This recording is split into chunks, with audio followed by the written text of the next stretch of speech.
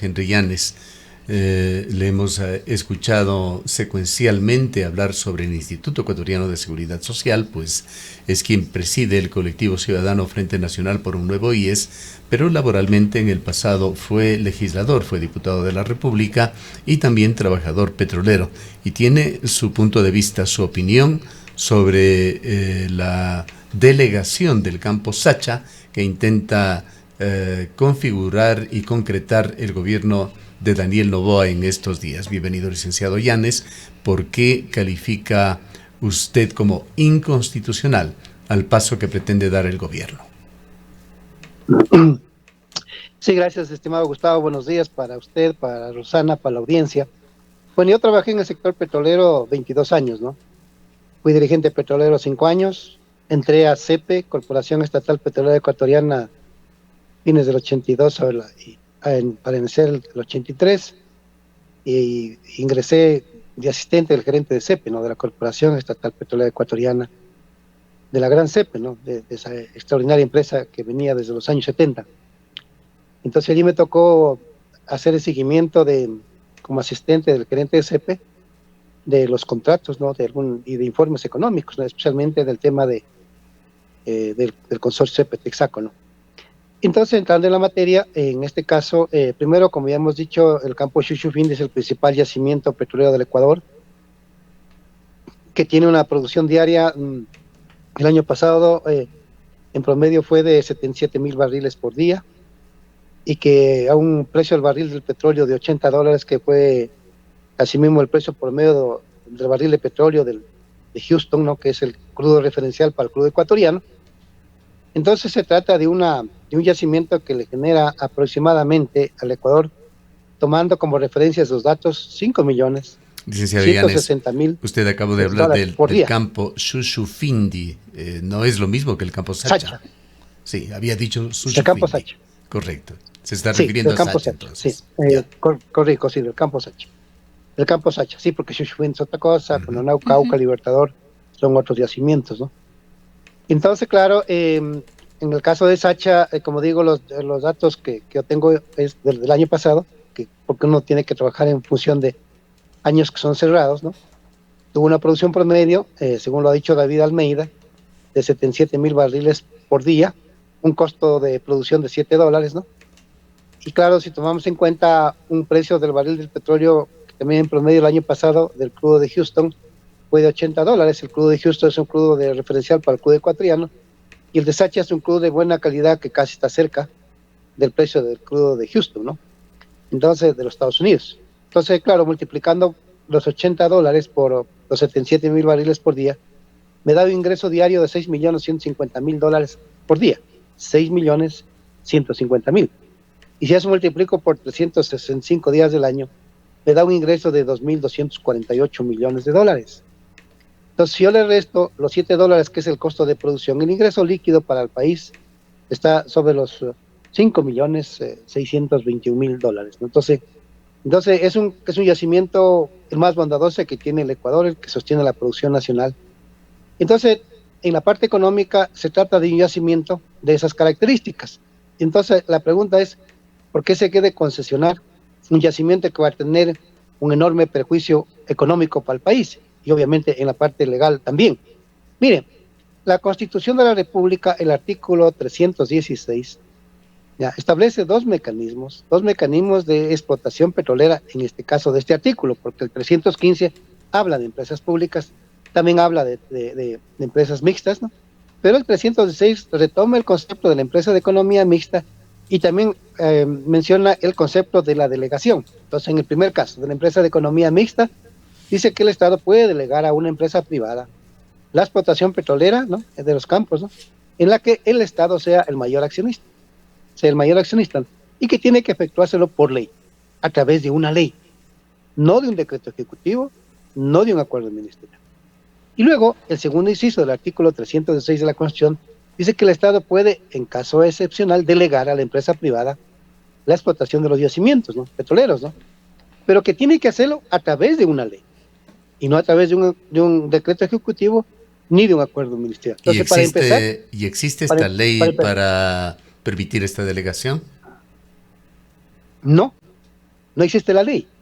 No existe la ley en ninguno de los dos casos, ¿no? Como yo les menciono, donde deben constar todas las condiciones de una empresa de economía mixta, en el primer caso, las obligaciones, los derechos de las partes, ¿no? El tema de la participación, el pago de impuestos, el tema de cómo solucionar las controversias contractuales, de cómo finiquitar los contratos, ¿no? Y en el caso de la segunda disposición del artículo 306, como digo, también habla de la ley, y esa ley no existe. Es decir, en los dos casos que menciona el artículo 316, no existe. Y entonces la pregunta es, ¿cómo lo adjudicó al campo Sacha? A través de un acuerdo ministerial, a través de un decreto ejecutivo. De entrada, la infracción es flagrante, es una violación a la Constitución. De entrada, querido Gustavo, es flagrante la violación. Entonces es lo que le voy a decir a la Asamblea después de un rato, que voy a dejar el oficio, ¿no? Y lo segundo es de que también, como yo digo, la señora Manzano no ha observado lo que dispone la ley de hidrocarburos, porque los contratos petroleros, Gustavo, no existen. Contrato de participación no existe. Contrato de prestación de servicios no existe. Contrato de campos marginales no existe. ¿Y por qué no existe? Porque el artículo 2 de la ley de hidrocarburos fue reformado por la reforma de la ley de hidrocarburos que se impulsó en noviembre del año 2021. En noviembre de 2021, en el gobierno de Lazo. Pero esa reforma que entró en vigencia por el Ministerio de la Ley fue demandada la inconstitucionalidad por varios sectores. ¿Ya? Sucede que la Corte se pronunció en sentencia en octubre de 2022 y dejó sin vigencia la reforma. Entonces sí se da cuenta, Gustavo, de que la ley de hidrocarburos tiene un enorme vacío jurídico. Ya no están las disposiciones del artículo 2, ya no están los contratos. Pues ¿Qué le da a usted certeza, licenciado Yanes, en cuanto a la forma en que ha procedido el gobierno cuando justamente se habla de que ha habido falta de transparencia, de que muy pocos ecuatorianos, más allá de los altos círculos del gobierno, conoce en forma efectiva la letra de esta delegación? La ministra de Energía y Minas no ha entregado copias del contrato que deberían incluir además anexos, un expediente completo. Sí, digo usted, al gobierno, un hombre tan joven, que se entiende que es un hombre de la era moderna, me refiero al presidente, ¿no? Donde ahora todo es muy distinto de lo que acontecía en el siglo XVIII, siglo XIX, ¿no? Pero aquí han actuado como en el siglo XIX, manejando las cosas a oscuras, ¿no? Aprovechándose de un carnaval, aprovechándose del feriado de carnaval. O sea, diciendo ¿qué? ¿A título de qué? ¿Qué es lo que están pensando? ¿Qué es lo que están creyendo? Que todo esto se ha hecho en época de carnaval. ¿Qué dirían? El pueblo no va a saber, no se va a informar. ¿Ah? O sea, eso realmente es una opacidad de la forma como viene actuando el gobierno. ¿Ya? Entonces, en este caso, le estoy diciendo a la Asamblea que tiene que pedir a la ministra el contrato, tiene que pedirle los anexos y también tiene que pedirle toda la documentación. Ya, justamente por eso le preguntábamos a usted cómo se puede llegar a conclusiones como las que usted hace, de calificar incluso de inconstitucional el procedimiento sin conocer el procedimiento que es el que ha servido para estos anuncios. Es que digamos, usted sabe, como le acabé de decir desde un inicio, yo soy una persona que hago un seguimiento diario de tres cosas: el manejo político del Ecuador, porque yo soy sociólogo; el tema del sector petrolero le hago un seguimiento diario; y el tema del seguro le hago un seguimiento diario, todos los días, ¿no? Y entonces lo que le estoy diciendo, Gustavo, no existe, pues, o sea, no existe la ley. Entonces no requiero ir a ver al contrato para decir a ver a qué ley se refiere, porque la ley que habla, la cuestión que habla en el 316, que debe haber una ley, esa ley no existe. Es decir, no hay ninguna figura en la Constitución y en la actual legislación ecuatoriana que permita una delegación de este tipo. Hay un vacío legal. No, exacto, tiene que hacerlo por ley, Gustavo, y la ley no existe, porque si existía la ley, que bien puede ser reformando la ley de hidrocarburos, pero esa reforma no existe, no está publicada en el registro oficial. Entonces cualquier persona puede llegar a la conclusión, que en mi caso, una persona que diga estudie, que haga investigación, no existe la ley para hacer ese tipo de delegación, porque la cuestión dice, tienes que concesionar, tienes que delegar mediante ley, no mediante decreto ejecutivo, no mediante acuerdo ministerial. Y todos conocemos, más aún, ustedes también informados, que la ministra ha dicho que el tema de la concesión es a través de un acuerdo ministerial, partiendo del decreto ejecutivo que puso Lazo en noviembre del año 2023, porque quien pone ese decreto ejecutivo, una vez que queda este vacío jurídico en la ley, entonces ellos, ni cortos ni perezosos, publican un decreto ejecutivo y muchas de las disposiciones que estaban en la ley la ponen en el decreto, en el decreto ejecutivo, en el gobierno de Lazo.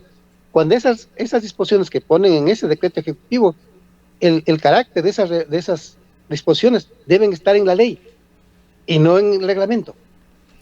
Deben estar en la ley y no en el reglamento. Licenciado Yanes, si bien hay una preocupación respecto de el procedimiento para esta delegación, pues también preocupa mucho la falta de claridad en las condiciones en las cuales este campo sería delegado, cuánto mismo ingresa al Estado ecuatoriano. Por un lado, la CONAIE ha dicho que la pérdida va a ser de 8.000 millones de dólares, se ha dicho que más del 80% se va a llevar esta empresa extranjera, solamente un 12.70 y algo quedaría para el Estado ecuatoriano. Usted ha podido revisar, conoce quizás más a detalle estas condiciones, más allá de lo que ha dicho la ministra y el viceministro en esta rueda de prensa.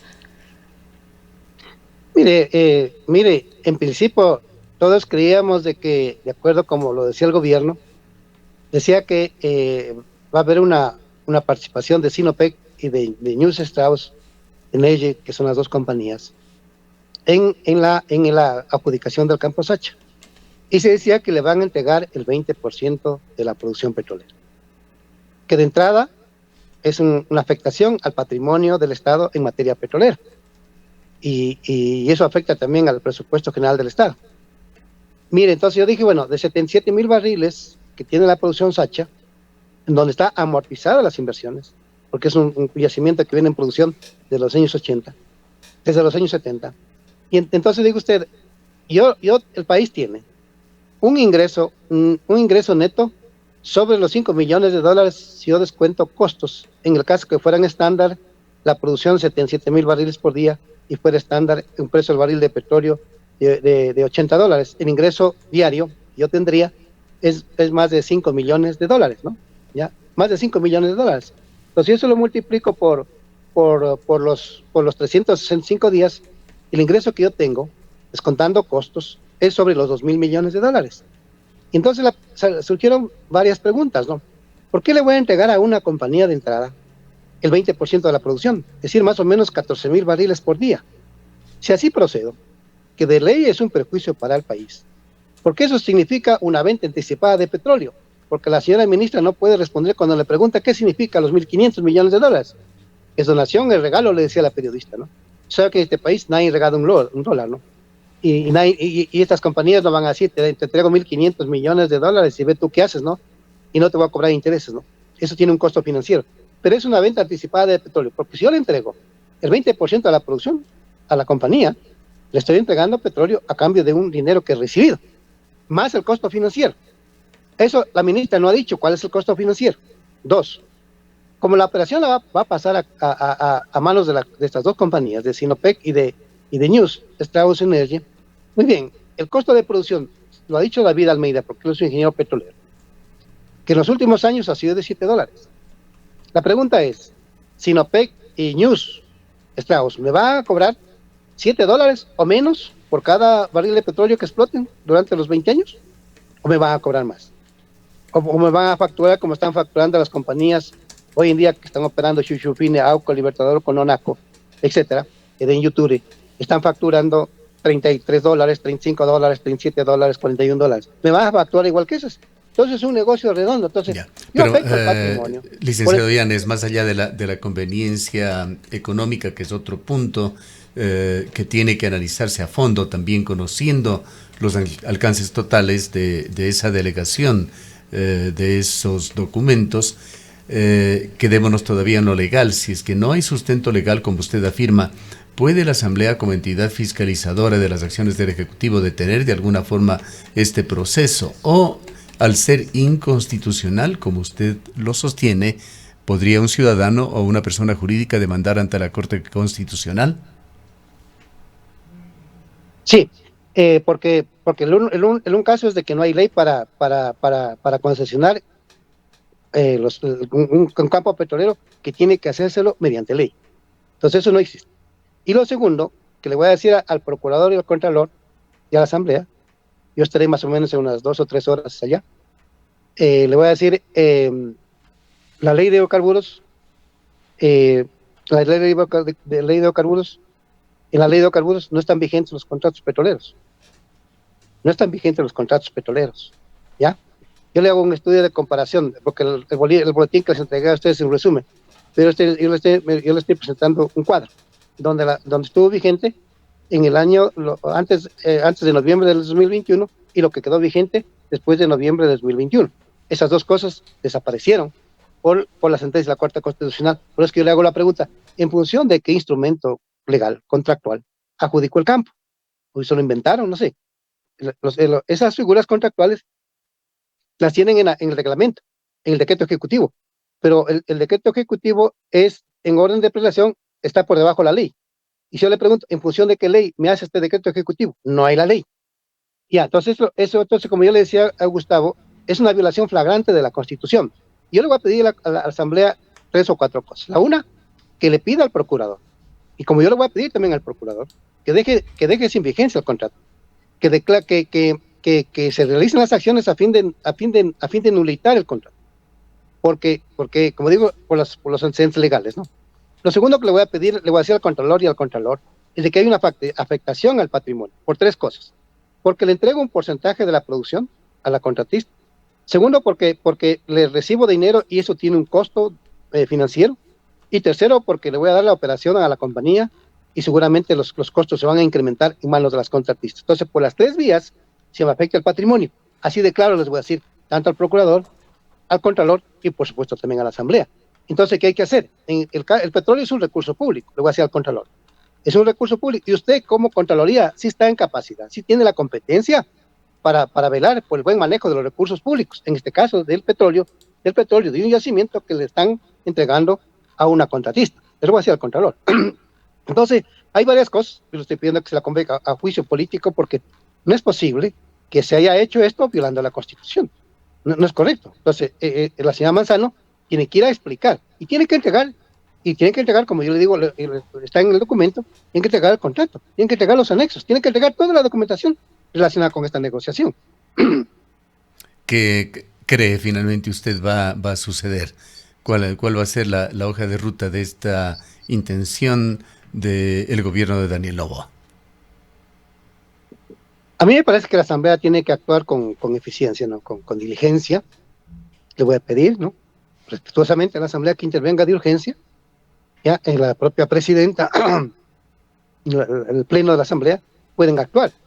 Inclusive, como yo puedo iniciar. Yo les he dicho anoche, ya les dije a los compañeros de que de mi parte yo puedo iniciar una demanda de inconstitucionalidad del contrato, de este acto administrativo que viola disposiciones constitucionales. Entonces yo lo puedo demandar, como cualquier ciudadano. Entonces le voy a decir a la Asamblea que haga 2 cosas, que demande también la inconstitucionalidad, aparte de otras cosas, que demande la inconstitucionalidad del contrato, pero también que le pida al procurador que declare el contrato de que es nulo, de que no por la violación flagrante de la Constitución es un contrato nulo. Entonces el procurador tiene que pronunciarse en ese sentido. Eso lo debe pedir la Asamblea, pero yo también lo voy a hacer, ¿no? Así que hay varios caminos por los cuales nosotros tenemos que luchar para defender el patrimonio nacional. Aquí en el país, al señor Noboa, yo le he enviado comunicaciones, ¿no?, de que hay que impulsar una nueva ley de hidrocarburos, de que hay que establecer un tipo de contrato, un solo tipo de contrato de asociación donde el Estado sea accionista mayoritario con las reservas de petróleo al 100%, y aliarse con una transnacional, con una compañía internacional a través de un proceso licitatorio para decirle, si tú me incrementas la producción, se incorporan reservas probables, se incorporan reservas estimadas a reservas probadas, comercialmente explotables. Ya, si tú me incrementas la producción, podemos compartir. Y tú manejas los pozos, yo te pago los pozos, ¿no? por la explotación de los pozos petroleros y no me excedas del 20% de los ingresos por la venta de un barril de crudo. ¿Por qué me pides eso, Basilacón? Porque yo tengo un contrato, que esos fueron los resultados que los tuve durante 20 años con la compañía Texaco, ¿no? Bien. Gracias por su explicación y por habernos acompañado, licenciado Yanes. Muchas gracias, Gustavo, Rosana, un gusto saludarles y también para la audiencia. Que tengan un buen día. Declaraciones del licenciado Henry Yanes, ex legislador, ex trabajador del sector petrolero, que se ha referido a esta intención del gobierno de delegar el Campo Sacha. Son las 8:37.